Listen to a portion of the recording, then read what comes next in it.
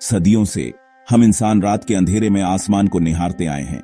उन टिमटिमाते तारों को देखकर हमारे मन में कई सवाल उठते रहे हैं। क्या हम इस विशाल ब्रह्मांड में अकेले हैं? क्या इन अनगिनत तारों के पास भी हमारी पृथ्वी जैसे ग्रह हो सकते हैं? यह जिज्ञासा, यह जानने की बेचैनी हमेशा से हमारे साथ रही है। यह एक ऐसी पहेली है जिसे सुलझाने की कोशिश इंसान पीढ़ी दर पीढ़ी करता आया है। यही सवाल हमें उन दुनियाओं की खोज की ओर ले जाते हैं जो हमारे सौर मंडल की सीमाओं से बहुत दूर, बहुत परे हैं। तो ये एक्सोप्लैनेट्स आखिर हैं क्या? दरअसल एक्सोप्लैनेट का मतलब है बाहरी ग्रह। ये ऐसे ग्रह हैं जो हमारे सूरज की नहीं बल्कि किसी दूसरे तारे की परिक्रमा करते हैं। सोचिए, जैसे हमारी पृथ्वी सूरज के चारों ओर घूमती है, वैसे ही हजारों लाखों ग्रह दूसरे सूरज जैसे तारों का चक्कर लगा रहे हैं। इनमें से कुछ ग्रह गैस के विशाल गोले हो सकते हैं, जैसे हमारे सौर मंडल का बृहस्पति, तो कुछ चट्टानी हो सकते हैं, ठीक हमारी पृथ्वी की तरह। हर एक्सोप्लैनेट की अपनी एक अलग कहानी है, अपना एक अलग रहस्य, जिसे वैज्ञानिक समझने की कोशिश कर रहे हैं। इन ग्रहों को खोजना कोई आसान काम नहीं है। ये हमसे बहुत बहुत दूर हैं, इतने दूर कि उन्हें सीधे तौर पर देख पाना लगभग नामुमकिन है। ये अपने तारों की रोशनी में पूरी तरह छिपे होते हैं, जैसे दिन के उजाले में एक मोमबत्ती की लौ दिखाई नहीं देती। इसलिए वैज्ञानिकों को बहुत ही चालाकी और उन्नत तकनीक का सहारा लेना पड़ता है। वे सीधे ग्रह को नहीं बल्कि ग्रह के होने के सबूतों को ढूंढते हैं। यह एक जासूस की तरह है जो सीधे अपराधी को नहीं बल्कि उसके छोड़े हुए सुरागों को पकड़कर उस तक पहुंचता है। इसी खोज के लिए नासा और दूसरी अंतरिक्ष एजेंसियों ने अंतरिक्ष में शक्तिशाली दूरबीनें भेजी हैं।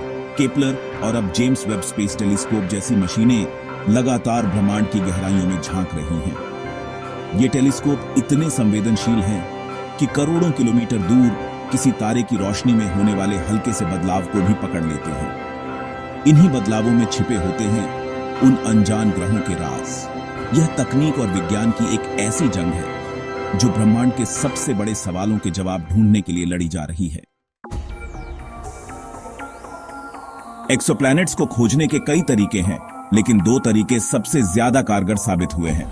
पहला तरीका है ट्रांजिट मेथड। इसे समझना बहुत आसान है। कल्पना कीजिए कि आप एक बहुत तेज लाइट बल्ब को देख रहे हैं। अगर उस बल्ब के सामने से एक छोटा सा कीड़ा गुजर जाए तो कुछ पलों के लिए बल्ब की रोशनी थोड़ी सी कम हो जाएगी।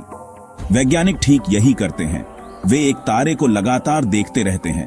अगर कोई ग्रह उस तारे के सामने से गुजरता है तो तारे की रोशनी में एक बहुत मामूली सी लेकिन नियमित गिरावट आती है। इस गिरावट को मापकर वैज्ञानिक न केवल यह पता लगा लेते हैं कि वहां एक ग्रह है, बल्कि वे उस ग्रह का आकार भी अंदाज सकते हैं।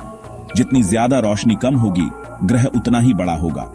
अगर यह गिरावट एक नियमित अंतराल पर होती है तो वे यह भी जान जाते हैं कि ग्रह को अपने तारे का एक चक्कर पूरा करने में कितना समय लगता है।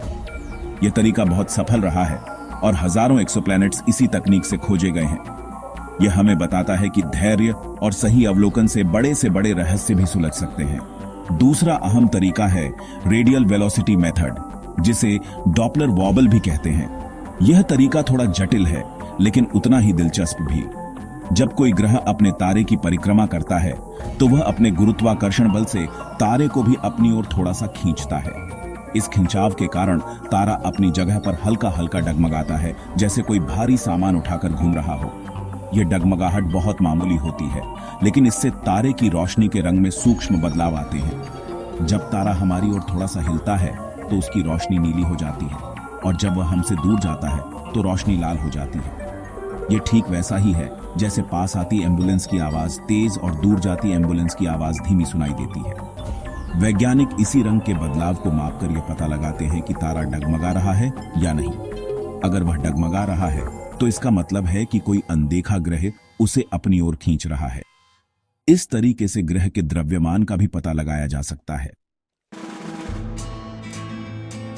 इन तकनीकों का इस्तेमाल करके वैज्ञानिकों ने अब तक 5000 से ज्यादा एक्सोप्लैनेट्स की पुष्टि की है।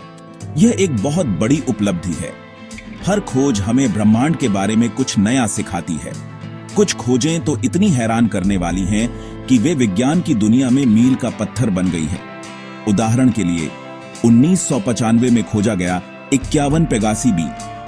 यह पहला ऐसा ग्रह था जो हमारे सूरज जैसे किसी तारे की परिक्रमा करते हुए पाया गया।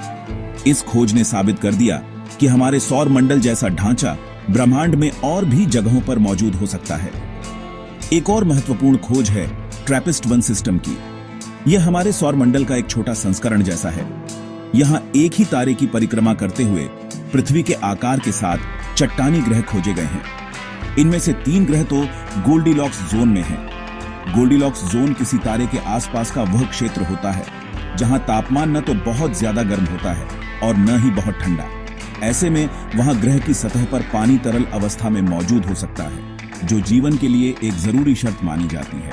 इन खोजों से हमें ग्रहों की विविधता का भी पता चला है। कुछ हॉट जुपिटर हैं, गैस के विशाल ग्रह जो अपने तारे के बहुत करीब परिक्रमा करते हैं और जिनका तापमान हजारों डिग्री सेल्सियस तक पहुंच जाता है। कुछ सुपर अर्थ हैं जो हमारी पृथ्वी से बड़े लेकिन नेपच्यून से छोटे चट्टानी ग्रह हैं।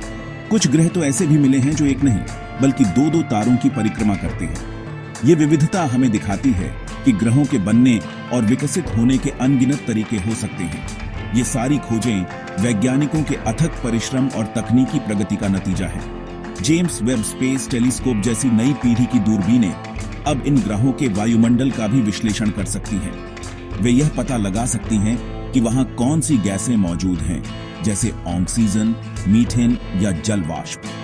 ये गैसें जीवन के संभावित संकेतों की ओर इशारा कर सकती हैं। हर नया डेटा, हर नई तस्वीर हमें उस बड़े सवाल के जवाब के और करीब ले जा रही है, क्या हम अकेले हैं? तो इन सब खोजों का आखिर महत्व क्या है? ये खोजें सिर्फ विज्ञान की किताबों के लिए नहीं है। यह हमें ब्रह्मांड में हमारे स्थान को समझने में मदद करती हैं। यह हमें बताती हैं कि हमारी पृथ्वी कितनी दुर्लभ और कीमती है। जब हम हजारों अलग अलग दुनियाओं के बारे में जानते हैं तो हमें अपने ग्रह की अहमियत का और भी ज्यादा एहसास होता है। ये खोजें हमें याद दिलाती हैं कि हमें अपने इस नीले ग्रह को संभाल कर रखना चाहिए, क्योंकि फिलहाल यही हमारा एकमात्र घर है। यह खोजें हमें भविष्य की संभावनाओं के बारे में सोचने पर भी मजबूर करती है। क्या इंसान कभी इन ग्रहों तक पहुंच पाएगा? आज की तकनीक से यह सफर हजारों लाखों साल का है, जो नामुमकिन लगता है। लेकिन कौन जानता है कि भविष्य में विज्ञान कितनी तरक्की कर लेगा। आज जो कल्पना लग रहा है, हो सकता है कि आने वाली पीढ़ियों के लिए वह हकीकत बन जाए। ये एक्सोप्लैनेट्स भविष्य के इंसानों के लिए नए ठिकाने हो सकते हैं, एक नई शुरुआत का मौका। सबसे बड़ा सवाल अब भी वही है, क्या किसी और ग्रह पर जीवन है? एक्सोप्लैनेट्स की खोज इसी सवाल का जवाब ढूंढने की दिशा में एक बहुत बड़ा कदम है। अगर हम किसी दूसरे ग्रह के वायुमंडल में जीवन के संकेत खोज लेते हैं तो यह मानव इतिहास की सबसे बड़ी खोज होगी। यह हमारी सोच, हमारे दर्शन और विज्ञान को हमेशा के लिए बदल देगी। यह साबित कर देगी कि जीवन केवल पृथ्वी तक ही सीमित नहीं है, बल्कि ब्रह्मांड में और भी जगहों पर पनप सकता है। अंत में एक्सोप्लैनेट्स की खोज सिर्फ ग्रहों को ढूंढना नहीं है, यह खुद को ढूंढने की एक यात्रा है। यह इंसान की जिज्ञासा की कहानी है, जो उसे हमेशा अज्ञात की ओर धकेलती है। हर नई खोज हमें ब्रह्मांड की विशालता और हमारे अपने अस्तित्व के बारे में कुछ नया सिखाती है। यह हमें विनम्र बनाती है और हमें यह याद दिलाती है कि अभी भी बहुत कुछ जानना बाकी है। इसलिए सावधान रहें, सतर्क रहें और देखते रहें कि विज्ञान हमें आसमान के किन रहस्यों से रूबरू कराता है। अगर आपको यह वीडियो पसंद आया तो सब्सक्राइब करें,